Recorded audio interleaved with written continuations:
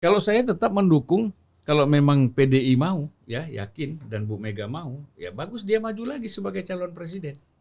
Politik itu bukan soal kohort, bukan soal ayo muda atau tua, bukan. Putin itu tidak pernah ikut pemilu partai yang sama.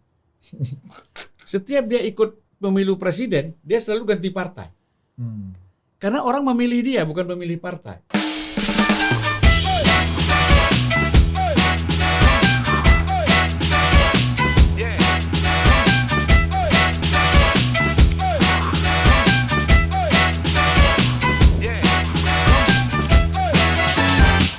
Bicara leaders nih, ini kita masuk ke topik kedua, ya kan, menarik. Ini kita mau kembali ke sedikit masa lalu. Tapi saya lihat boleh. Lihat di itu serem saya lihat ini. Kenapa? Kacamatanya. Memang dia intimidatif, Bang. Dalam politik itu selalu ada sisi-sisi intimidatif yang ini. Maksudnya menghibur tapi mengintimidasi pada faktanya. Oke, boleh. Abang suka lihat yang kayak begini ya di waktu zaman demo dulu ya. Maksudnya Ican tuh begini. Lu lihat gue apa lihat siapa? Ya kan? Kita ngomong ke dia tapi dia nggak lihat kita kan? Kita coba tampilkan dulu satu. Coba kasih gede dulu, Angga. Terus kasih gede dulu. Jangan kau ragu-ragu. Pemirsa, Kiai Haji Nurul Kasih Wahid kredit. atau Gus Dur dalam malam tadi dilantik menjadi Presiden Republik Indonesia periode 1999-2004 setelah dalam pemilihan siang tadi meraih kemenangan. Dalam pidatonya, Gus Dur menekankan perlunya semua pihak menyadari pentingnya upaya mempertahankan kesatuan bangsa. Gus Dur kemudian mengutip apa yang pernah diungkapkan Bung Karno, yakni bahwa bangsa Indonesia memiliki alasan untuk menjadi satu bangsa. Hal itu ditegaskan Presiden Abdurrahman Wahid harus tetap dijunjung tinggi. Presiden Abdurrahman Wahid berharap semua warga bisa menjunjung nilai-nilai demokrasi sebagai sendi kehidupan bangsa untuk menegakkan kedaulatan hukum, persamaan hak bicara tanpa memandang perbedaan keturunan, agama, ras, dan budaya. Sebaliknya, Presiden Abdurrahman Wahid juga menekankan bahwa pemerintah harus tetap jujur dan tidak membohongi rakyat. Presiden Abdurrahman Wahid juga sempat secara khusus mengucapkan terima kasih kepada Megawati Soekarno Putri yang telah menunjukkan sikap pengertiannya yang mendalam menghadapi keadaan ini. Nah, kasih stop dulu. Coba nyala lagi. Ada posibilitas. Nanti dulu. Sebentar, nanti habis ini kita stop ya. Stop dulu. Kasih dulu, zoom dulu. Ini kita ambil non sewu ya, kita ambil dari RCTI files ya, top. Nah, ini jangan ganti dulu background, nah lanjut aja kita ngobrol terus. Ya, kita pakai ini terus. Nah, ya gak? Mantap juga ya kan? Ganteng masih kayak dulu. Kasih dulu Kevin satu ya kan? Abang lu ini Kev. Coba. Ini depannya orang yang jadi wakil presiden pertama di era reformasi kan? Mantap juga belakangnya kan? Ring 1 nih bos, artinya bos ya kan? Jarak agak dekat. Iya, ini Pak Taufik ya bang? Sebelah ya, lupa ya. Roy. Roy BP Yanis. Nah, coba kasih dulu apa ya? Apa kejadian itu? Ya, dasi agak mahal tuh kuliah tuh. Apa yang mau kita bahas? Soal orang yang depan abang. Iya, leaders kan tadi apa bilang demokrasi ini bukan butuh dealers tapi leaders. Nah, itu kata Rocky sih. Tapi nggak apa-apa lah, kita ambil aja. Ya artinya begini, kalau kita bicara leaders, kepemimpinan itu bukan hanya sekedar dia manajer, ya, seperti menjalankan satu perusahaan, ya, atau suatu organisasi kecil, gitu loh. Tapi kan kita bicara leadership untuk bangsa ini. Leaders itu memang pertama kalau kita bicara visi, artinya kan ideologis, ya. Dia mengerti betul peradaban-peradaban yang ada di dunia ini dan ideologi-ideologi besar yang ada di dunia ini.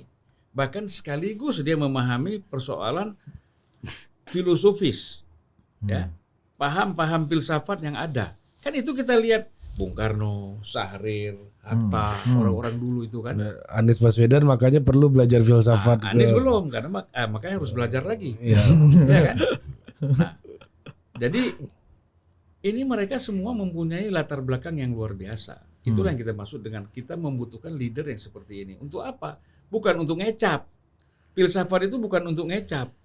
Tetapi filsafat ini perlu untuk bagaimana orang itu merumuskan pikirannya, kemudian menjadi sebuah sistem politik, sistem ekonomi, sistem budaya yang itulah dengan sistem itulah dia membangun.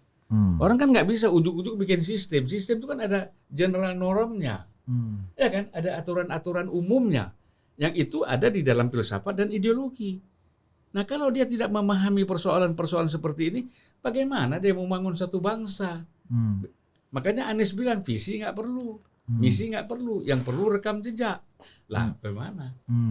Abang tadi cerita Lula hebat, Ya, dijatuhkan, kembali lagi. Mahathir dulu, Dr. M, ya kan, Ya. hebat, dia lihat kacau balau nih, kembali lagi, berhasil lagi, dipercaya lagi. iya. Nah, jadi Bahwa kasih dulu ini, ini maksud aku Kalau ini kita- ada wajah kalau ini pertanyaan- dekat ini. kalau pertanyaan kepada saya soal leadership bagaimana? Ya Megawati itu punya leadership. Ya, kalau nggak mungkin dia dipercaya untuk memimpin PDI begitu lama. Ya. Nah, kemudian begitu kuat. Dan kemudian terus terang saja 2004 itu dia menang seharusnya, tetapi karena ada intervensi asing, ya kan? Yang karena Mega tidak tidak mengikuti apa yang keinginan asing ini oleh terutama George Bush, nah, maka dia tentu dikerjailah oleh tangan-tangan asing ini untuk mengalahkan dia.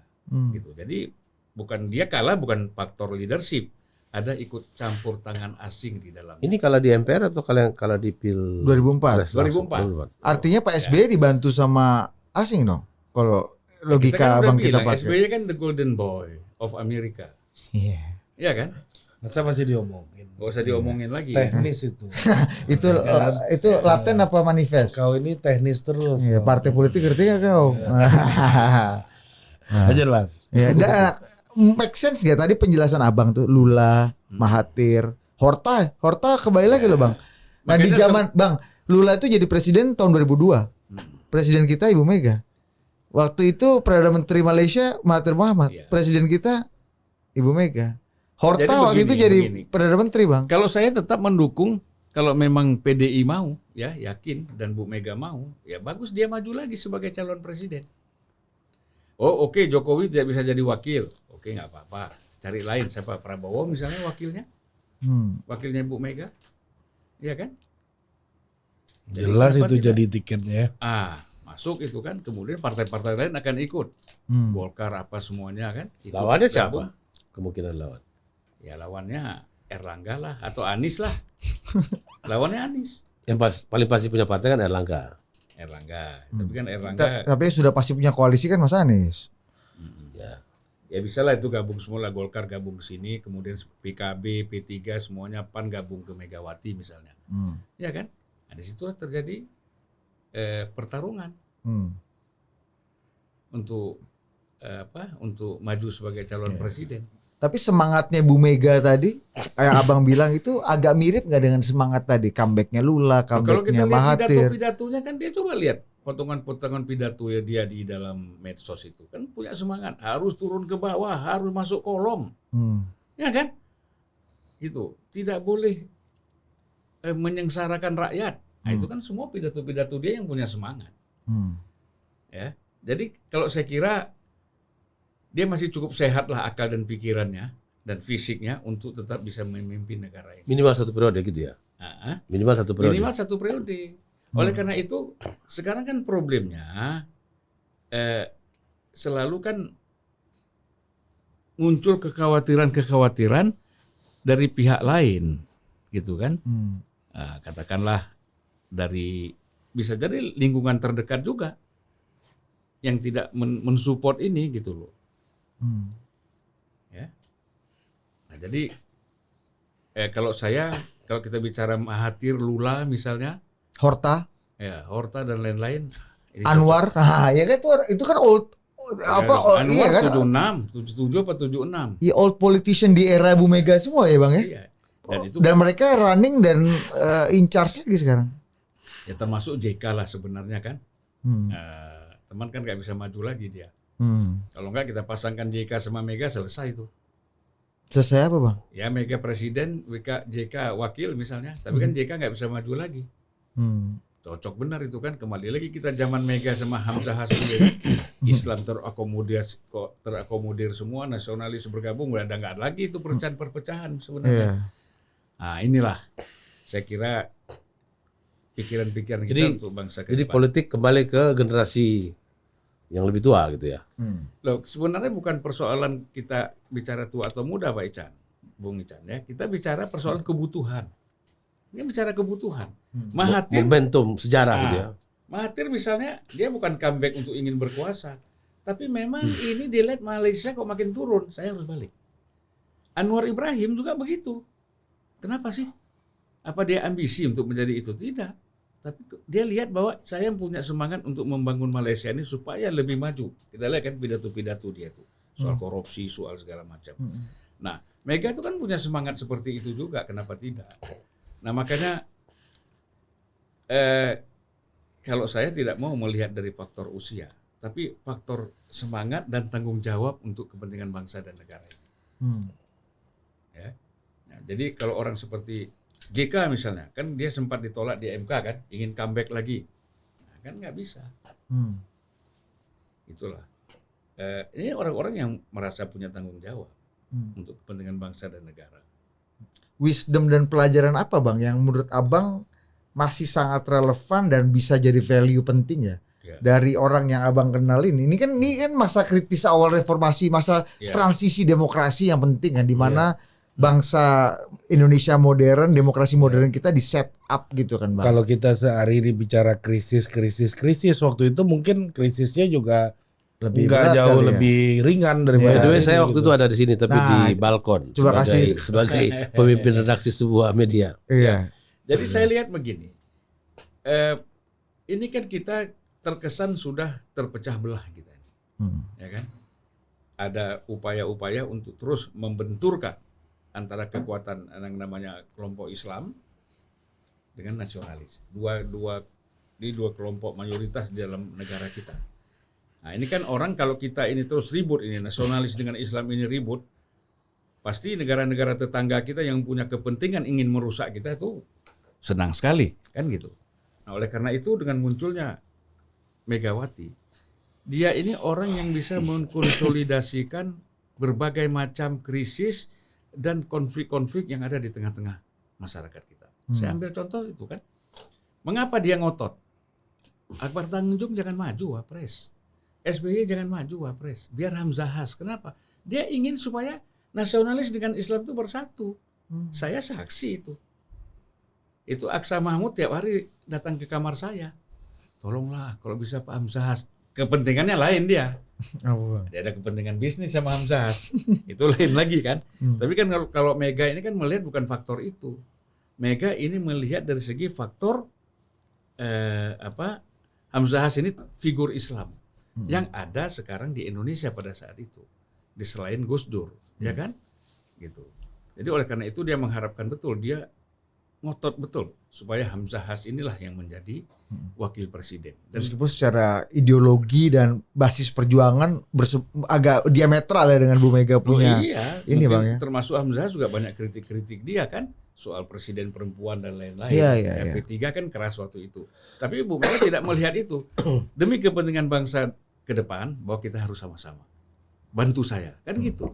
Nah ini saya kira kita perlu pemimpin yang besar hati, ya, pemimpin yang memang terbuka. Perbedaan-perbedaan itu biasa seperti kata Ican tadi. Bukannya setengah matang ya Bang ya. Nah itu di dalam diri Bu Mega itu ada sifat-sifat seperti itu. Nah kita ini perlu bangsa ke depan dan dia sudah nggak mikir lagi diri dan keluarga. Ya. Nah tapi kita mencari wakil presiden. Abang tahu betul tuh ya. Kita harus mencari wakil presidennya yang masih muda barangkali ya, yang kemudian bisa bertanggung jawab membangun persoalan-persoalan ekonomi, ya, persoalan-persoalan pendidikan dan lain-lain. Mbak Mega ini menjadi figur yang perekat bangsa ini dari keterbelahan secara politik yang sekarang kita rasakan sudah sampai pada tahap yang agak membahayakan, ya. Dan ini terus kan, kalau di bawah ini terus saja pecah terus, ini bahaya. Tinggalkan sedikit aja dilempar bensin nih, bisa meledak. Ya. Nah ini kita perlu figur yang seperti ini. Kalau figur setengah matang, ya kan? Setengah matang ini kan bahaya. Kalau dia setengah matang yang nggak direbus, terus diperam kan jadinya telur busuk. Iya, iya. Ya? Jadi ini sekaligus pengabdian generasi pertama reformasi ya. Last battle. Ya, the last battle of the first generation of Indonesian Post Reform. Soeharto, ya. Post Soeharto. Dan Mega pasti akan membuktikan kemampuannya semaksimal mungkin untuk kepentingan bangsa. Pasti. Nah, Bang Ican, ini gimana pengamatan dari Tribun waktu itu kejadian ini? Ya. Itu Melihat ini kan Bang Zulfan di setengah langkah ini. kalau saya gini ini kan dan Bu Mega partai pemenang pemilu Bang Zulfan ini kan abang saya. Jadi pasti saya tidak akan bisa objektif menilai. Yang mau saya katakan begini, yang berkali-kali juga kalau di sini saya diundang saya akan bilang berpolitik itu ya masuk partai politik. Tadi kan Bang Zulfan mengatakan dengan terang benderang gitu. Saya senang kalau orang-orang itu berpartai politik, masuk partai politik. Kan ya jalannya memang itu. Ya kan sama dengan orang mau kaya kok pakai jalan macam-macam, mau kaya berdagang, berbisnis, berniaga. Simpel sekali. Mau terkenal ya jadi pengelola podcast seperti Ari dan Didit. Kalau mau jadi masuk surga ibadah. Ibadah yang banyak. Ya. iya. Jangan mau jadi pemimpin punya ide tentang apa tidak masuk. Mau punya istri nikah. Itu penting, itu penting. Gitu kan? Kenapa? Karena sekali lagi karena negara kita besar itu harus sistemnya dibangun. Iya. Kita nggak mungkin nggak tiba masa tiba akal, oh ubah deh. Ya kalau bangsa kecil diubah mah gampang. Kita ini bangsa besar sekali loh, jangan main-main. Nah, pengamatan Abang nih Bang, ini kan peristiwa politik yang luar biasa pada waktu itu. Sebagai jurnalis waktu itu melihat Bu Mega dan Gus Dur dalam mengelola tadi tuh. Sebenarnya kan Power play-nya. dibalik aja. Awalnya kan yang terpilih Gus Dur. Abdurrahman Wahid, Presiden Wahid dan wakilnya Ibu Megawati. Jadi kalau pakai istilah yang masih digunakan Bang Zulfan,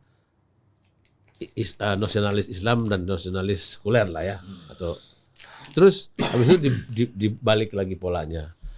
Bagus sekali.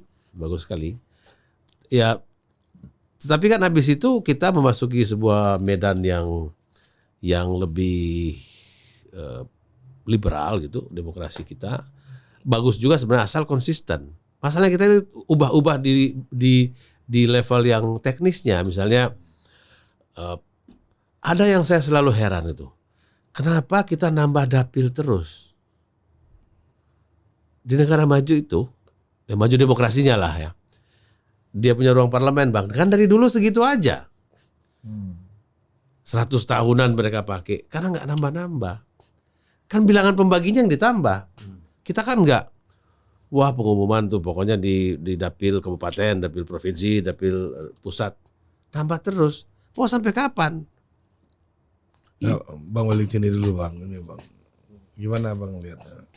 Tadi Iya. kan udah soal Gus Dur sama Mega. Iya kan memang sebuah pola yang sering juga dipakai di Komentarin itu dong. pilkada, di Ya, pilkada. Bang Zulfan tadi punya narasi itu secara value itu cocok nggak dengan zaman saat ini? Itu pertama. Yang kedua nih matematikanya nyambung nggak nih? Begini Kan ya. tadi udah di atas nih langit nih. Begini ya, Matematika bawahnya nyambung nggak Bang? di berbagai belahan negeri kan ada muncul orang-orang muda waktu itu. Pernah Clinton umur 43, 44 bersama dengan Tony Blair, terus muncul Saakashvili di Georgia, terus belakangan yang paling muda itu adalah Macron di Prancis, Trudeau yang Kanada. cucu muncul di Trudeau Junior di Kanada. Tapi akhirnya juga negara itu memunculkan juga yang senior. Ada Biden muncul, ya kan? Di negara-negara lain juga biasa muncul yang lebih senior. Politik itu bukan soal cohort, bukan soal ayo muda atau tua, bukan. Karena begitu kita dewasa secara psikologi, apalagi secara politik, begitu dewasa ya setara aja. Misalnya Ari sama Didit masuk parlemen, ketemu dengan Bang Zulfan yang sudah sejak masih tahun berapa sudah masuk parlemen, kan di sana setara aja. Yang membedakan adalah rajin atau tidak, terampil atau tidak, bodoh atau tidak, kan begitu aja. Jadi menurut saya, tetapi kan politik ramuan dari sekedar bukan kecerdasan berpikir, juga ketaatan pada konstitusi, juga kematangan psikologis, juga kemampuan bergaul dengan seluruh segenap konstituen. Jadi kecerdasan politik itu, misalnya saya kan dulu sekolahnya sosial politik, tapi saya yakin saya kalah banyak dengan orang berlatar belakang dokter, atau Pak Akbar Tanjung yang insinyur, Pak Yusuf Kala yang sarjana ekonomi misalnya. Karena politik itu ya memang milik kita semua. Kenapa? Karena politik menentukan kita mau ngapain. Jadi poin saya adalah mau tua mau muda sama aja. Yang penting dia ditopang oleh sebuah sistem. Jadi orang penting tentu. Tapi kalau sistemnya tidak baik dan kita tidak pernah berupaya membuat sistem yang lebih bertahan, misalnya dalam dunia apa? Dunia pendidikan. Ya kalau kita tiap ganti menteri kita bolak-balik karena menteri baru ingin punya nama dicatat karena dia bikin sistem ini. Iya kan? Rata-rata begitu. Sepak bola juga begitu. Semua hal kita ini tidak pernah mau berpikir jangka panjang. Artinya keberlanjutan itu penting juga dong Bang Zulfan ya. Ada Jadi sustainability. politisi kita ini harus menghilangkan sikap kekanak-kanakan. Ya kan? Artinya apakah dia menjadi menteri, pejabat publik yang lain, termasuk anggota parlemen, sikap kekanak-kanakan itu harus dihindari, harus dihilangkan. Ya kan? Karena dia sudah masuk ke ranah publik. Jadi persoalan-persoalan tadi seperti tadi, apa yang saya inginkan ini yang saya harus jalankan. Kan harus dilihat kebutuhan publik seperti apa, objektifnya itu seperti apa. Nah, untuk kasus Bu Mega, kedewasaan politik, kematangan politik apa yang kira-kira kompatibel dengan situasi demokrasi sekarang, situasi pembangunan ekonomi sekarang? Dari pengalaman Abang ya, mungkin Abang punya Ya kan kita begini, cerita kalau kita misalnya. bicara pembangunan ekonomi, pertama yang kita ukur kesuksesan itu kan bukan hanya persoalan-persoalan infrastruktur, bukan hanya persoalan kita mempunyai gedung tinggi atau jalan yang bagus, tetapi kan bicara persoalan kesejahteraan rakyat. Ukurannya kesejahteraan rakyat itu apa? Kemiskinan. Nah, sejauh mana rakyat ini terangkat dari garis kemiskinan yang terbawah dia akan meningkat, ya kan? Dari kemiskinan absolut dia menjadi kemiskinan yang relatif lah. Yang lebih Mulai senyum dikit. Nah, kan itu kan pertama itu semangat itu. Karena untuk apa kita berkuasa tanpa bisa meningkatkan kesejahteraan rakyat. Orang miskin menjadi lebih baik, bukan lebih sedikit.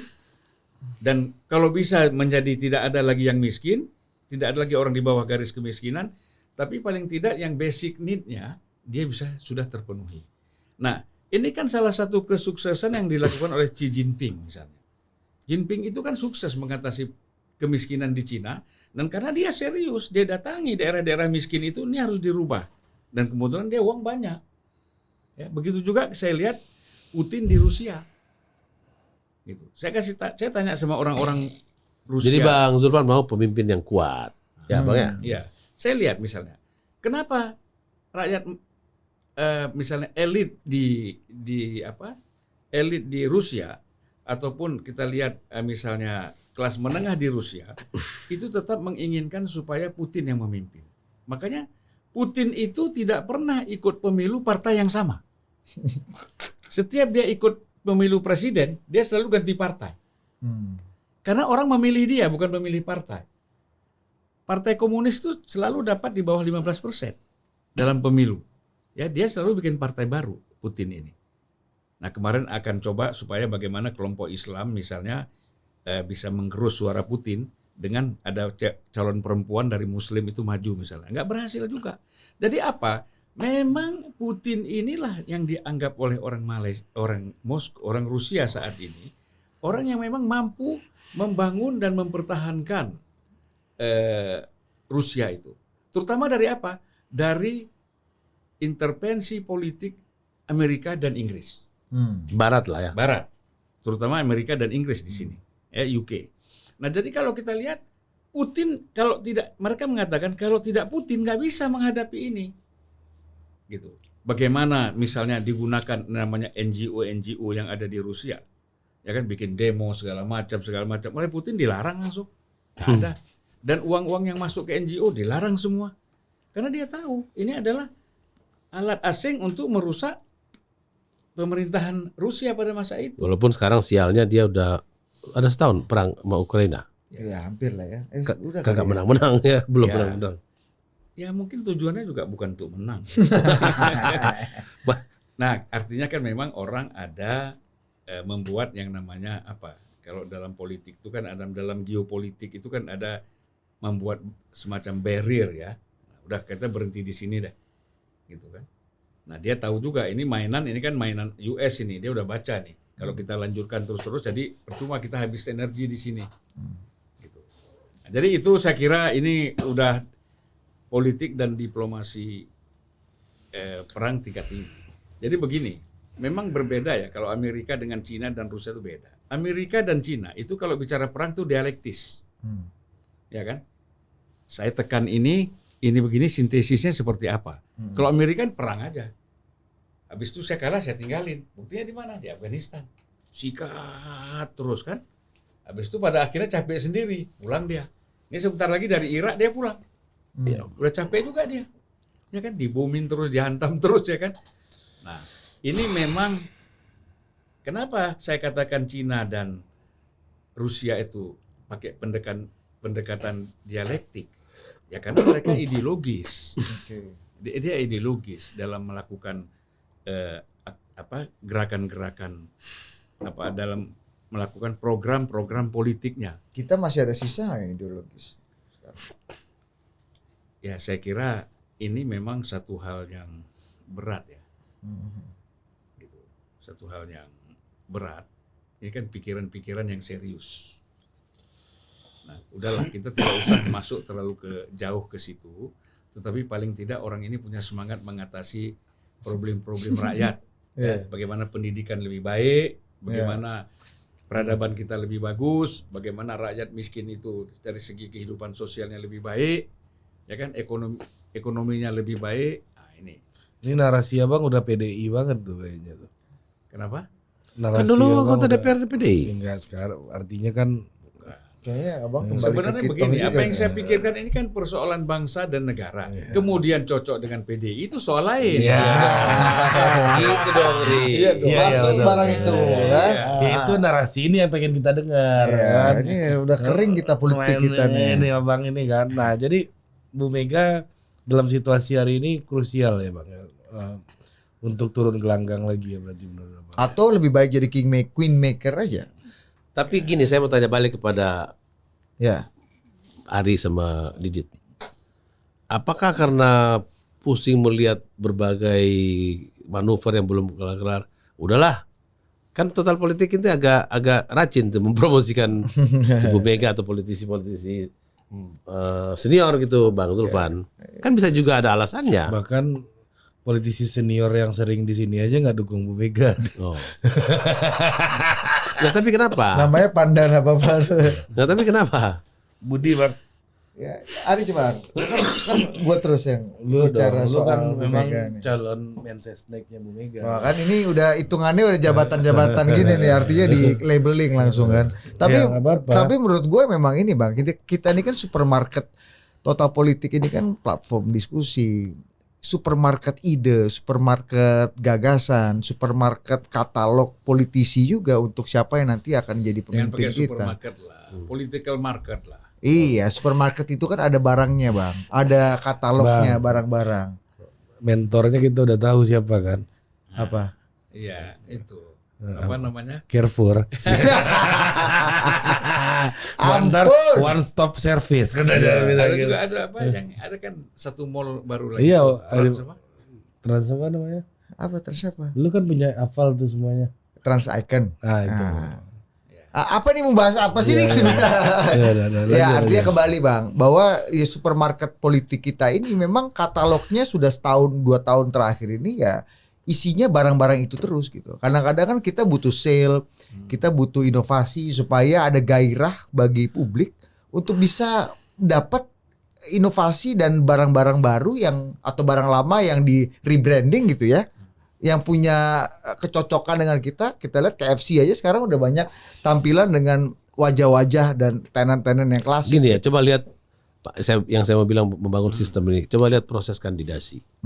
Kalau negara-negara yang parlementer misalnya udah jelas siapa ketua umum partai, dia akan menjadi calon perdana menteri bla bla bla. Terus kalau kita kan hampir mendekati Amerika nih. Jadi misalnya untuk menjadi calon presiden dari Demokrat atau Republik atau partai lain di sana kan mereka melalui proses konvensi, pokoknya proses kandidasi untuk menjadi kandidat di situ. Tapi kan kelihatan dia mau ngapain, sistemnya ada begini begitu, ke kampus, pergi diskusi di berbagai macam negara bagian. Dan udah settle kan, udah ada rule of the game-nya kan. Dalam partai itu bikin konvensi berkelana. Kita apa polanya? Ya memang harusnya seperti itu. Cuma kita lihat ketemu ke sana ke sini, ini makan malam. Makanya gitu loh. Jadi maksud saya menurutku makanya sekarang gini, kalau kita lihat di 10-5 besar gitu kan, berapa orang yang harus kita mulai bangun seperti apa cara mendapatkan kandidat itu, apa dia punya proses seleksi. Ya, menurut aku di semua partai, bukan hanya di satu dua partai. Dan jika kita belum ada sistem konvensi yang sah, yang sahih gitu ya. Golkar pernah mencoba di 2004. Kalaupun tidak mau pakai begitu model kandidasi yang dibuat konvensi, jelas aja semua orang begitu dia ingin jadi ketua umum partai, berarti dia ingin jadi presiden misalnya. Nah, itu juga clear. Memang harusnya itu kan ketua umum adalah anak tangga penting untuk jadi calon presiden. Jelas gitu loh, Ri. Benar. Setuju aku. Ya, ketika kita bicara kan free sekarang rider, yang kita omongin ini kan bohong-bohongan aja semuanya nih kan. Iya. Yang kita omong ulo-ulo aja nih Bang. Iya, tipu-tipu semua ini pasti nih kan. Di atas ulo tuh sanca. Anies mantap. Ah, besok belum tentu dia dukung Anies, ya kan? Iya. Yang paling pasti memegang tanda tangan itu kan ketua umum. Ya kan? Ketua umum dan sekjen misalnya. Iya, dan ketua umum. Biasanya ketua umum itu sejalan dengan sekjen. Nah, di koalisi kan? perubahan ini belum pernah kita lihat ketua umumnya kumpul sepaham kan? Iya. Iya kan? Nah, ini misalnya ketua umum, sekjen aja belum pernah kumpul. Nah, itu. Iya, sekjennya belum Tapi pernah jangan kumpul. hanya soroti satu kandidat dong. Tempat lain juga belum ketemu. Ada. Kalau KIB kan udah. KIB udah semua ketua umum. Udah kan kan ketua umum. Sering. Pak Prabowo dan Caimin udah baku peluk ketua ya kan? umum. Baku peluk ya kan? Iya. Gerindra sama PKB cukup. Udah. Cukup. Dan udah saling tampil ya. Bikin sekretariat bersama. Kalau di PDI ya Bu Mega lah yang paling yang bisa menentukan, dan semuanya adalah hak prerogatif Bu Mega, dan memang gak membutuhkan partai lain. Dan Opung Panda nggak butuhkan, kursinya cukup. Dan Opung Panda di sini pernah bilang bahwa hak prerogatif ketua umum itu maknanya adalah Mega harus menentukan ini lepas dari berbagai macam intervensi gitu. Kata Opung Panda waktu itu. Nah, tapi balik lagi Bang ke pertanyaan Abang tadi, kenapa nama Bu Mega muncul dalam diskusi kita? Ini awalnya sebenarnya diskusi sama Bang Hasan Nasbi, ya kan? Bahwa Bang Hasan mengatakan bahwa kalau Anda tidak suka polarisasi, Anda tidak ingin ada polarisasi yang berujung kepada perpecahan, konflik, dan luka bacok yang sulit sembuhnya, jangan dorong calon-calon yang akan memunculkan polarisasi untuk maju. Calon memunculkan polarisasi siapa? Di pecinta Jokowi itu Ganjar, di pebenci Jokowi itu adalah Anies gitu. Jadi kalau Ibu Mega tidak akan polarisasi. Enggak akan polarisasi. Pak Prabowo tidak polarisasi. Karena bukan karena bukan dua orang ini yang merupakan kanalisasi itu atau penampung cawan kebencian itu. Nah, dan Bu Mega tidak pernah terlibat dalam kontestasi elektoral sejak polarisasi ini menjadi problem kebangsaan kita gitu misalnya. 10 tahun ya. Iya, 10 tahun ini. Terus pertama. Kedua, ya kalau kita bicara konsisten menolak polarisasi, tentunya kita juga berargumen soal populisme. Gelombang populisme itu harus di-challenge. Karena kita nggak ingin ada satu individu yang melebihi negara bahkan gitu. Bahkan individu ini bisa kebenaran dia adalah kebenaran negara itu sendiri. Populisme atau popularitas? Populisme, populis leader itu kan gitu. Oke. Dia tidak populis kan dilihat dari program apa yang dia miliki. Enggak, kalau populis leader yang hari ini dalam kajian-kajian politik seperti Bolsonaro di Brazil, Trump. Trump di Amerika, terus juga si Viktor Orban di Hungaria gitu. Itu orang-orang bahkan Erdogan dan otokrasi gitu ya seperti hanya Putin di Rusia. Iya, ya. Itu orang-orang bahkan Bang Zulfan tadi bilang Putin gak ganti partai santai aja. Macron bikin partai baru kecil jadi presiden. Ya, itu orang-orang yang tidak pernah punya akar politik membangun sebuah organisasi politik. Populisme itu kan itu esensinya, bahwa orang muncul dengan sentimen kecintaan terhadap personal, ya kan? Orang mencintai personanya gitu. Dan kemudian dia jadi presiden. Maksudnya popularisme kali. Populisme. Dalam Populisme rakyat ya. Iya, populisme. Dia melampaui institusi, Bang. Oke. Jadi orang udah nggak peduli lagi, orang lebih peduli jasnya kedodoran atau enggak gitu misalnya. Bukan ide politiknya, dia lahir dari tradisi pemikiran seperti apa. Jadi persona pribadi yang Persona jadi pribadi. kemudian Nah, menjadi efeknya wajar. apa? Persona pribadi ini bisa membuat orang lebih kuat daripada institusi dan nggak bisa dikontrol. Iya kan? Yang menarik itu jarang terjadi di negara-negara yang parlementer, di mana perdana menteri Ya. bisa ganti kapan. kuat sebagai. Ya karena parlementer kekuatan kelembagaan politiknya lebih. Ya karena pemilihan dia karena di parlemen. Lebih real di parlemen gitu, ya kan? Nah beda dengan negara-negara seperti ya sebenarnya parlementer pun terjadi sebenarnya seperti di Turki ya, dan akhirnya Erdogan mengganti konstitusi gitu, menjadi presidensial gitu. Ini kayaknya nggak enak juga jadi PM nih, biar lebih mantap kita jadi presiden aja, diganti konstitusi kan. Terjadi juga Bang, sebenarnya itu gelombang individualisme politik gitu kan, itu yang disebut dengan populisme itu muncul. Nah Bu Mega itu adalah tokoh yang bisa kita bilang dia tidak berada di sisi individualisme politik. Karena punya partai. Dia bangun partainya dari kecil, dia Pak Prabowo juga bangun partai. Iya, Pak Prabowo juga sama. Dulu sempat terjebak dalam populisme, political ya individualisme politik, yang mana dia adalah kandidat yang dicintai oleh kelompok Islam politik, walaupun kita tidak tahu rekor keislamannya seperti apa gitu ya.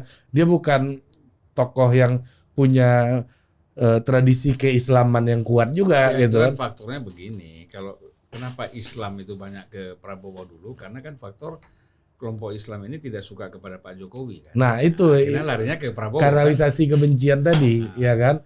Nah tetapi Prabowo bisa jadi tidak akan menggunakan cara ini lagi karena dulu kalah gitu dengan cara polarisasi ini gitu. Nah Orang kalah lebih mudah untuk belajar berubah, dibanding gitu orang kan. menang ya. Nah itu kata Bang Hasan gitu kan.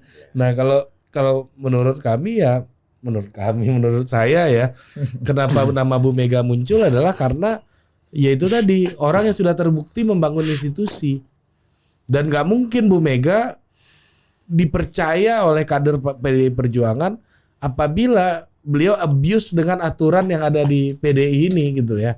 Pasti ada aturan-aturan yang menjadi yang mendasar dipegang. untuk dipegang gitu. Nah, orang-orang setengah matang ini bukan orang-orang yang membangun institusi politik gitu loh, Bang. Ya kan Masuk langsung seperti jadi kritik apa? Mas Zulfan tadi. Tiba-tiba jadi apa gitu. Nggak salah karena partai butuh dukungan gitu. Ya. Karena organisasi politik butuh dukungan. Apalagi demokrasi populer yang Iya, dipakai. populer. Tapi ada orang-orang di tengah tsunami populisme itu, dia masih setia dengan membangun keorganisasian gitu. Ya sekarang kita bisa lihat berapa banyak orang yang sudah dibantu Bu Mega dulu, yang udah jadi pejabat di mana-mana, bahkan puncak rantai makanannya Pak Jokowi gitu. Hasil teken Bu Mega. Hasil teken Bu Mega ini gitu. Iya ya. Nah, ada perjalanan politik yang jadi kita harus meletakkan lagi politik itu seperti Bang Ican bilang tadi. Lu kalau mau politik harus masuk partai, bangun partai, gedein partai. Yeah. Di partai itu ada pimpinan, ada aturan. Yeah. Ya udah main di situ gitu. Maka umur politik lu lebih panjang. Nah, Anies nanti akan umur politiknya akan pendek karena dia nggak ada institusinya. Ridwan Kamil sudah masuk Golkar. Nah, Ridwan Kamil udah masuk Golkar. Anies kan calon ketua umum Nasdem. Versi Zulfan Lindan. Lindan. Lah, ya itu Kalau nggak habis. belajar filsafat ke Amerika kan. Iya. Dan Nasdem kalau bukan Anies jadi ketua umumnya nggak lolos threshold nanti.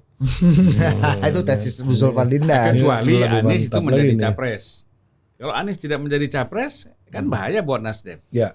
Ya. Tapi ini perlu kita uji. Uji nah, Iya. karena itu muncul nama Iya. Bu Mega, Bang. Ini sebenarnya refleksinya sangat akademik ya. Jadi sangat teoritik, nggak ujuk-ujuk tiba-tiba nggak teriak Ganjar, tiba-tiba teriak Prabowo, tiba-tiba teriak Tuan Erick Thohir. Jadi Thohir, total iya. politik tidak sembarangan lah mau nggak sembarangan. Kita mempromosikan kalau- Ibu Mega. mau Ada, ngajak debat kayak apapun kita udah siap argumennya Iya. semuanya Ada gitu. dasar akademik, Iya. filosofis dan dasar praksisnya juga. Iya, Tadi masalah pilihan, masalah the value of democracy. Pelan-pelan kita wawancarai dia. Iya. berubah. Ya bener berubah. Bang. Dan Tapi ya, itu dan penting kenapa untuk dirasa salah didiskusikan. gitu? Apa salahnya kita bicara Bu mengenai Bu Mega tua, kita kasih argumen bahwa pemimpin Pemimpin dunia trennya tua. tua. Saya nggak bilang tua itu. Iya, kan banyak yang ini bilang. netizen nih Bang gitu kan. Ibu udah gini. sepuh, Iya. udah Tua apa. dan muda relatif. Penghalang bisa muda bisa tua. Iya. Muda kalau mentah penghalang. Ya. Tua kalau pikun penghalang. Jadi nggak bisa dijadikan alat pukul. Iya, iya. Untuk memukul Didit. Iya. Kau karena terlalu muda. Iya. Atau karena kau belum nikah kan nggak boleh. Betul. begitu. Dan rasanya tadi Bang, politik kita hanya dibatasi pada pilihan-pilihan yang itu aja. Padahal ada hal yang basic yang kita bisa belajar, banyak pelajaran-pelajaran tadi secara value, secara ideologi, secara governing Dan kedua kalau kita lihat yang kita bisa lihat dari sosok Bu Mega. digital ekosistem kita hari ini, karena informasi begitu banyak, datangnya dari buzzer, datangnya dari ini Iya. yang melalui manufacturing consent ya, itu kan, itu datang dari mana-mana, orang udah mulai sadar butuh sumber-sumber yang otoritatif. Otoritatif dan otentik. Nah, Iya, otentik, ini- otorisasi yang punya pengalaman, track record. Dia Nah. bicara ini, saya punya pengalaman dan punya basis ideologi. dan kami seperti udah ini. buktikan di Total Politik, ternyata pecinta Zulfan Lindan ini ada anak muda Ugal-ugalan, semua, iya. Bang. Ya kan? Langsung banyak kan yang mau Iya. magang di Total Politik gara-gara pengen ketemu Zulfan Zulfan Lindan. Lindan, Opung Panda pecintanya umur-umur cicitnya cucunya kali ya, Iya. paling enggak gitu. BHM bahkan pernah di stop di tengah-tengah jalan di Bali, dia pikir mau dijambret. Ternyata Mau anak muda umur selfie, 18 mau tahun selfie. Iya. minta selfie. Nah, ini orang-orang bukan orang tua, Bang. Kita menyebutnya lebih orang yang otoritatif. Bu Mega dengan semua pengalamannya berdemokrasi hari ini nggak ada yang lebih daripada beliau lah. Iya. Jadi bukan old tapi mature. Exactly. Iya, otoritatif gitu. Iya. Nah, makanya ketika kita bicara soal Bu Mega, ini udah melalui berbagai macam Refleksi refleksi dan ujian dialektika. argumen gitu. Bener, Ya, Bang. makanya kan kalau saya melihat bahwa orang-orang yang berpikir pragmatis atau praktis, dia kan tidak pernah melihat latar belakang yang lebih dalam dari persoalan kenapa kita memunculkan Ibu Mega misalnya. Iya. Makanya kan ukuran-ukuran kita kan harus melihat dari yang namanya politik itu kan selalu diukur memang pusatnya tuh ada pada pemikiran, ide dan gagasan kan gitu. Tapi ide gagasan ini kan nggak boleh liar. Ide dan gagasan ini Betul. kan harus dia punya- Faktual. Iya, Harus ada faktanya gitu. faktanya. Kemudian dia ada sandarannya Iya. juga yang kita sebut dengan ideologi. Nah, dengan begitu bahwa dia bisa secara konsisten membangun sistem yang ada. Dia tidak anarkis, tidak dia berpikir berubah-ubah. Nah, kenapa salah satu Megawati misalnya? Ya karena faktor itu yang saya lihat memang dia punya kepantasan dan kemampuan di dalam membangun pikiran-pikiran, ide dan gagasan dalam konteks membangun negara ini dengan sistem yang benar. Gitu. Karena ada ideologi tadi kan. Ya, kalau nggak ada ideologi kan susah. Ya, dan secara praksis berapa politisi yang kita temui semua tergantung. Wah, kita nunggu Bu Mega dulu nih. Gimana nih PDIP punya arah? Gimana Bu Mega lean kemana? Apakah ke Ganjar bukan atau ke hanya Puan? bukan hanya PDI-nya aja, Iya, tapi semua partai. Semua partai. Ya kenapa Artinya nggak Bu ini- Mega sekalian Ya, kan gitu.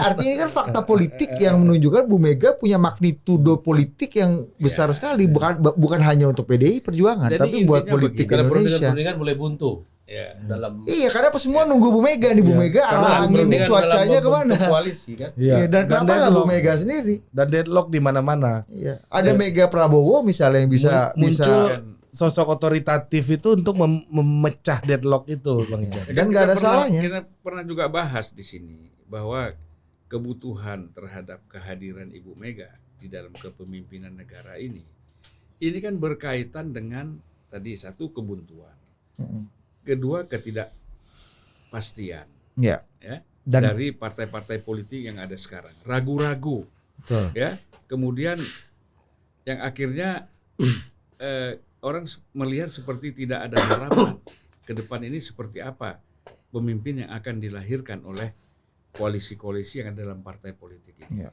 Nah, karena itu kan kita mengharapkan dibutuhkan di sini adalah yang istilah di sini ini wisdom.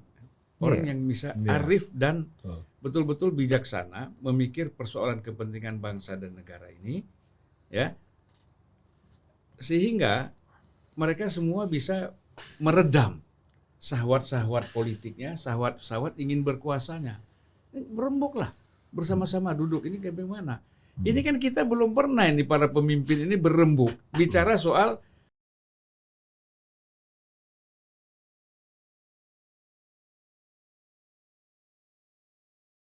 kita belum pernah melihat para pemimpin-pemimpin partai politik, ya, tokoh-tokoh partai politik ini duduk bersama-sama untuk memikirkan kepentingan bangsa ke depan ini apa. Kita rumuskan. Memang kita bersaing, oke, itu biarlah di pemilu dan di parlemen. Tapi di luar itu kita duduk dong. Apa sih problem bangsa kita? Nah, itu yang kita rumuskan. Kemudian rumusan ini, ya kan, kita kompilasikan. Kemudian inilah yang menjadi rujukan di dalam program-program kita membangun bangsa, program-program kita dalam sistem pemerintahan dan kenegaraan. Ini perlu. Kalau ini nggak ada kan, akhirnya ribut sana, ribut sini. Ya kan? Artinya Bang, untuk mengumpulkan jagoan-jagoan raja-raja besar, raja-raja tengah dan raja-raja kecil ini kan butuh orang yang dihormati, punya wisdom dan otoritatif untuk menjadi penggembala atau ketua kelas dari orang-orang ini kan. Nah, kalau kita lihat sosoknya ya selain Presiden Jokowi sebagai pimpinan koalisi, tapi kan faktanya memang semua Pak Jokowi meskipun secara politik sangat kuat, punya power sebagai presiden, tapi Pak Jokowi kan juga bukan ketua umum partai. Dia tidak punya kuasa untuk tanda tangan rekomendasi, tanda tangan kebijakan politik yang paling esensial dari partai politik. Nah, siapa dari para ketua umum ini? Jadi kan kita lihat Pak Jokowi ini kan sebenarnya kalau kita lihat dia sudah 2 periode, dia tidak punya kepentingan lagi secara politik, ya. Berarti kan dia harus mencurahkan pikiran untuk kepentingan bangsa ke depan. Ya. Ya kan? Nah, berarti dia bisa bersama Ibu Mega, ada Pak JK juga, ya kan? Ada beberapa orang tokoh-tokoh bangsa ini, tokoh-tokoh nasional kita. Pak Ma'ruf. Apa, ya duduklah. Duduk bersama-sama, undang pimpinan partai politik, itu kan bisa. Kita ingatlah, ketika kita menjelang reformasi dulu, bagaimana tokoh-tokoh politik ini duduk bersama-sama dengan Pak Harto memikirkan untuk ke depan itu kan, sebelum dia lengser. Yang kemudian Nurcholish Madjid yang mengatakan ya udahlah Pak Harto cukuplah sampai sini saja, kata Nurcholish Madjid kan. Iya ya. Nah, itu kan kita lihat. Artinya kan ada pertemuan-pertemuan di situ. Nah, ini kenapa sekali lagi kita tidak duduk untuk memikirkan bangsa ini ke depan? Hadirkanlah, ya kan? Tidak hanya ketua umum partai, tapi siapa tokoh-tokoh nasional ini yang memang dianggap pantas. Oh, bisa dia masih muda, bisa dia sudah tua, tetapi semuanya punya pikiran yang matang untuk memikirkan ke depan. Kalau enggak kita nih ributnya remeh-temeh terus. Ya kan capek kita. Surat perjanjian 50M ini kan Bang. Kan, itu lagi. Kemudian nanti bicara rilis lagi, bicara di airport lagi, bicara bagi-bagi antara PKB dengan Golkar yang dibicarakan itu tukar-tukar kain sarung. Ya kan? Ya enggak? Simbolik ya. Simbolik.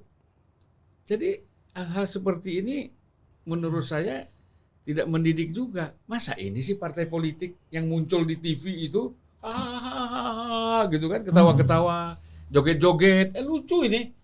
Ngeri saya. Lihat bangsa ini ke depan, ya kan? Kalau dulu kan kita malu sekali sebagai anggota DPR misalnya rame-rame joget-joget di satu acara gitu kan. Nah, ini kan artinya apa yang kita pertontonkan kepada masyarakat ini? Mumpung tadi ya, 25 tahun reformasi ya. Iya. Nah, Ya saya kira mau 50 tahun pun reformasi. Kalau mental karakter tidak berubah, itu nggak ada perubahan apa-apa. Kan pertama itu. Mental, karakter, kesadaran. Kemudian memang tadi kembali lagi Bung Ican bahwa orang masuk ke dalam dunia politik itu harus siap dengan membawa ide dan gagasan. Kalau di DPR kita bicara ide dan gagasan nggak laku. Anda mau diskusi ideologi, sistem ekonomi liberal, nih kapitalisme, marxisme segala macam, ide-ide seperti ini itu nggak laku di sana, nggak konkret. Yang konkret itu apa? Nah, ini berapa dagang ini, berapa gula, berapa ini, berapa ya kan, jalan berapa kilometer, berapa biayanya kan? Nah, nanti mungkin ya mau masuk di mana kita kan gitu. Itu yang membuat kita ini nggak maju-maju. Terpana mereka. Ini hikmah, ini wisdom ini. Kita lagi mendengarkan wisdom. Iya bang. Jadi Bu Mega ini gimana bang? Ya, sekarang kalau kita Bu Mega udah tuntas kalau kita total politik, kemudian Unpacking. total politik, unpacking dan populi. Dia mewakili populi. Enggak. Kan saya bilang populi, bukan populi center. Ya, Oh iya benar. Iya kan? Inilah. Nah itulah kalian nggak nangkap.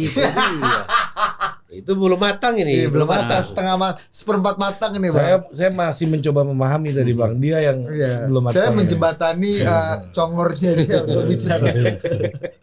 Nah, jadi kalau kita lihat dari sini kita udah selesai sobat Ibu Mega ini. Udah selesai. Yang belum selesai ini kan yang lain. Matematikanya masuk nggak bang? Seperti Bang Ican tadi nggak berani jawab kan? Saya kira udah selesai. Kalau udah selesai kan berarti udah masuk matematikanya itu. Ya kan? Nah, kalau sekolah di Belanda itu sudah masuk namanya VVO. Sudah tertinggi itu. Matematik udah 9 ke atas. Summa cum laude tuh bang. Nah, oleh karena itu Hikmah, kebijaksanaan. Terakhir. apa lagi nih? Mega. Mega. Jadi Mega Prabowo atau Mega Erlangga. Atau Terus Mega- pasangan lawannya siapa? Tadinya dia Mega Jokowi bos. Tapi kan MK MK bilang nggak boleh. Langsung dijawab sama MK. Iya. Dia Zulfan Linda ini. Zulfan Linda langsung dijawab. Padahal nggak ada ngomong ke MK. Nggak ada dan nggak ada wacana, tiba-tiba muncullah Zulfan Linda dengan ide Mega Jokowi. Iya. Langsung Iya. dijawab sama MK. Dijawab lah. Itu namanya politisi. Apa tuh? Ya Bang Zulfan inilah. Iya, langsung dijawab sama MK karena logikanya kalau ada apa-apa dengan presidennya, otomatis wakil presiden jadi Baik. presiden. Nah itu kan menyalahi Undang-undang dasar. undang-undang dasar 2 periodisasi ini. kita ini ya, kalau kita mau bicara persoalan ekonomi kita juga bukan persoalan main-main. Ya. Ini memang diperlukan memang orang yang punya kemampuan yang luar biasa, pemahamannya, pengetahuannya, dan kemampuannya mengatasi persoalan ekonomi ini. Dulu Presiden Bu oke, Iya. Presiden oke, Mega. Bang, dulu Bu Mega true krisis itu gimana Bang? Apa wisdom dan value pelajaran penting Bu Mega bisa membawa kapal kita ini at least nggak karam dalam gelombang krisis pasca Ya, 98 gini kan, ini? Mbak Mega itu kan pertama kan mengatasi krisis dulu. Bagaimana kita mau bangun ekonomi kalau pengusaha kita kesulitan? Ya kan? Mereka dulu ini kan memang terus terang saja dengan ada BPPN, dengan ada bermacam hukum aturan yang kita lakukan. Ini kan memang mempersulit mereka. Kan ekonomi kita tidak bergerak. Kita mengandalkan koperasi. Misalnya Pak Adi Sasono dulu semangat bagaimana kita pada masa Pak Habibie ingin mengandalkan koperasi. Kan kita nggak bisa. Karena struktur organisasi bisnis kita, koperasi tidak bisa masuk ke ranah yang lebih luas dibandingkan dengan swasta. Oleh karena itu, salah satu langkahnya adalah hidupkan kembali swasta ini. Kita udah ambil harta-harta mereka, ya kan, sudah ada yang kita jual ke Singapura, ada yang kita jual ke Malaysia, bank-bank kita misalnya. Ya. Ada yang kita jual kepada pengusaha nasional juga seperti BCA, diambil oleh Jarum misalnya kan. Nah, oleh karena itu ini harus dikasih peluang yang lebih besar. Nah, persoalannya sekarang bahwa mereka bisa tidak terkontrol itu soal lain. Tapi kan pada masa itu memang ini ditugaskan oleh Ibu Mega itu Pak Budiono dan Pak Durajatun Kuncoro Jakti. Ya kan? Pak Budiono itu dari sisi praksisnya, Pak Durojatun dari segi konsepnya kan luar biasa nih dua orang ini. Nah, sehingga ekonomi kita bisa tertata dengan baik dan rupiah kita stabil, ya kan? Dan stabilitas itu diawali oleh Pak Habibie sebenarnya. Dari sekian belas ribu bisa turun sampai 7.600 tuh pada masa Pak Habibie. Nah, kemudian itu bertahan pada masa Megawati, ya kan? Nah, jadi kalau kita lihat itu dulu, kita nggak bisa sektor swasta kita, kemudian sektor BUMN misalnya, ini kan harus bisa dihidupkan, gitu loh, bukan dimatikan. Gitu. Nah, dua sektor inilah yang menurut saya kita bisa mengatasi krisis. Dan pada saat itu kita masih di bawah pantauan yang namanya IMF. IMF itu kan ada bank-bank seperti Deutsche Bank, itu kan menjadi semacam advisor ya dari bank-bank nasional kita. Nah, jadi saya kira pada masa itu memang kita punya Menteri Keuangan dan Menko Equine yang top, Budiono dan Durojatun Goncorojati. Nah, inilah menurut saya salah satu Jadi anak-anak muda ini butuh figur senior ini, Bang. Ya, ya jadi Pak Luhut juga senior kan? Iya. Ya. Iya. Pak Luhut nah mantap kita juga. butuh orang-orang seperti itu untuk membangun ekonomi kita ke depan gitu loh. Jangan lagi orang-orang kampus itu perlu, ya. Orang-orang kampus itu perlu kita ambil yang siapa yang memang dia luar biasa. Soeharto kan pakai orang kampus semua dulu. Emil Salim, dari ekonomi, Sumarlin, Wijoyo, siapa lagi? Arifin Siregar. Itu kan semua diambil yang top-top. Makanya Soeharto itu menjadi pinter karena dia dikelilingi oleh orang-orang hebat itu. Kita ini sekarang entah barantah nggak jelas tiba-tiba jadi Menko Equine. Hah? Menko Equine? Kan ketum Golkar Bang, nggak antah berantah dong. Bukan dalam pengertian penguasaan masalah. Oh. Ya kan? Kalau orang ini kan Tapi memang kan kepala BKPM kita mantap Bang. kenapa? Menteri Investasi kita kan mantap tuh, praktisi. Saya kan nggak bicara Menteri Investasi. Ini kan itu kan dia bagian kecil dari persoalan ekonomi kita, gitu loh. Tapi kan kita bicara orang yang mampu membangun ekonomi kita jelas. Ya, Jenderal Luhut. Konseptualisasinya jelas, roadmap-nya itu jelas mau kemana. Jenderal Luhut lah. Ya Pak Luhut ini kan latar belakangnya militer bukan ekonom. Ya kalau dagang tuh semua orang bisa dagang, nggak usah sekolah juga bisa kalau dagang. Malah jangan sekolah terlalu tinggi. Ya banyak Kapan sekali. dagangnya? Kapan dagang? Kasih situ, Bang. Kasih situ. Kasih dulu agak dekat mikrofonnya. Kalau dagang apa Kak Ican bilang nggak usah terlalu tinggi gimana? Ya kalau terlalu tinggi sekolah, kapan dagangnya? Sekolah terus kita gak berdagang-berdagang. Makanya Pak Luhut nggak perlu sekolah, dari militer berhenti langsung dagang kan? Ya banyak orang yang sukses kan. George Washington Pak Luhut S2-nya. Siapa? Pak Luhut. Jenderal Luhut. Iya. Sekolah juga artinya. Ya sekolah. Sekolah dan dagang sama-sama. Tapi kan artinya dia kan tidak sekolahnya itu bukan untuk bagaimana membangun konsep atau apa kan. Berbeda sekali. Kita nggak tahu sekolahnya di Beda sama sekolahnya Bu Sri Mulyani ya Bang ya? Sebenarnya Sri Mulyani menurut saya lumayan lah ya, gitu, lumayan juga. Tetapi agak lambat dan ragu-ragu, ragu-ragu karena ya dia tidak mempunyai otoritas yang full untuk mengambil satu keputusan. Oke. Gitu. Dalam konsep yang besar ya. Oke. Kalau soal pajak, soal bea cukai itu mungkin dia punya. Oke. Teknis ya, teknikal. Kasih dulu Bang Ican penutup wisdom kebijaksanaan dari melanjutkan senior. Iya. Ya lebih baik politik kita letakkan pada sumbu yang utamanya, yaitu mohon maaf. Kalaupun publik disiram oleh informasi, tapi informasi yang ya penuh nutrisi lah. Karena apa?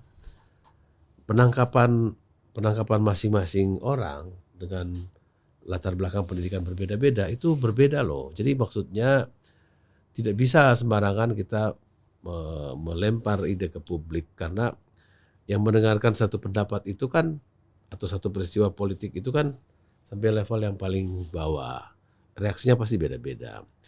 Apalagi kalau kita menganggap bahwa ada semacam rivalitas antar ideologi, antar kelompok besar gitu dalam kontestasi yang ditakutkan tadi. marilah kita sama-sama membangun narasi yang mendekatkan, bukan menjauhkan. Ya, termasuk apa saja bisa berpotensi untuk menjauhkan. Padahal kita tidak usah dijauhkan, kita sudah berbeda-beda dengan latar belakang etnik grup atau subetnik grup.